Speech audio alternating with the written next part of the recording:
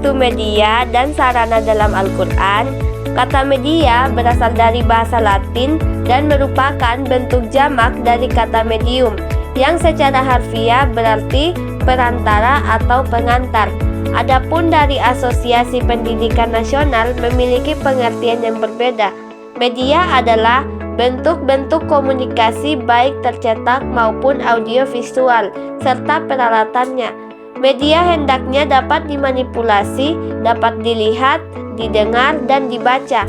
Jadi, media adalah segala sesuatu yang dapat digunakan untuk menyalurkan pesan dari pengirim ke penerima, sehingga dapat merangsang pikiran, perasaan, perhatian, dan minat serta perhatian siswa sedemikian rupa sehingga proses belajar terjadi.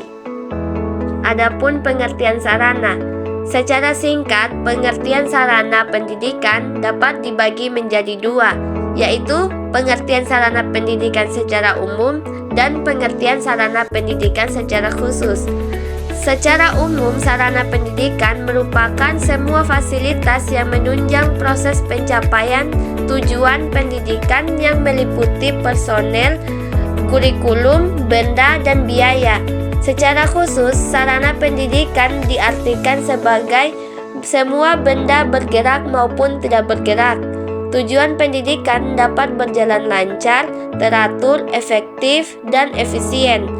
Sarana pendidikan adalah salah satu sumber daya yang menjadi tolak ukur mutu sekolah dan perlu meningkatkan terus-menerus seiring dengan berkembangnya ilmu pengetahuan teknologi yang cukup canggih. Ayat yang terkait dalam media dan sarana dalam Al-Quran terdapat dalam surah Al-Isra ayat 14 yang berbunyi, A'udzu billahi minasyaitonir rajim. Iqra kitabak kafa binafsikal yawma 'alaika hasiba. Yang artinya, dikatakan bacalah kitabmu, cukuplah dirimu pada hari ini sebagai penghitung atas amal dirimu. Selanjutnya yaitu asbabun nuzul dari Quran surah Al-Isra ayat 14. Asbabun nuzul surah Al-Isra ayat 14 adalah peristiwa yang melatar belakangi diturunkannya ayat-ayat tersebut. Tafsir surah Al-Isra ayat 14 mengatakan bahwa ayat ini turun kepada Nabi Muhammad SAW sebagai peringatan dan pemberitahuan bagi orang yang beriman untuk membaca dan memahami kitab Allah.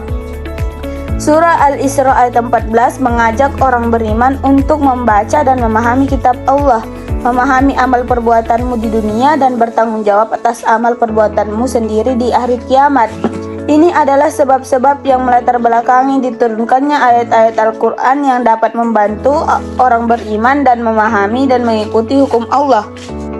Baik, selanjutnya tafsir surah Al-Isra ayat 14.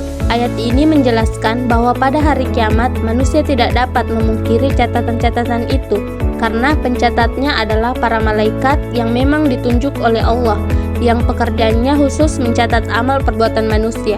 Itulah sebabnya maka Allah Subhanahu wa taala menegaskan di akhir ayat bahwa cukuplah hari itu diri mereka sendiri sebagai penghisap amal perbuatan mereka. Maksudnya, semua catatan yang termuat dalam kitab itu cukup akurat sebagai bukti karena apa yang tercatat dalam kitab itu merupakan rekaman dari amal perbuatan mereka. Seolah-olah mereka sendirilah yang membuat catatan-catatan itu, firman Allah. Dan diletakkanlah kitab catatan amal, lalu engkau akan melihat orang yang berdosa merasa ketakutan terhadap apa yang tertulis di dalamnya. Dan mereka berkata, betapa celaka kami, kitab apakah ini? Tidak ada yang tertinggal, yang kecil dan yang besar, melainkan yang tercatat semuanya. Dan mereka dapati semua apa yang telah mereka kerjakan. Dan Tuhanmu tidak menzalimi seorang jua pun. Dengan demikian, tidak perlu adanya bukti-bukti lain sebagai penguat, karena semua catatan yang tergores dalam kitab ini menjadi bukti yang sangat meyakinkan, sehingga tidak bisa ditambah atau dikurangi lagi. Apa kandungan ayat dalam surah Al-Isra ayat 14? Kandungan ayat ini meliputi yang pertama, bacalah kitabmu.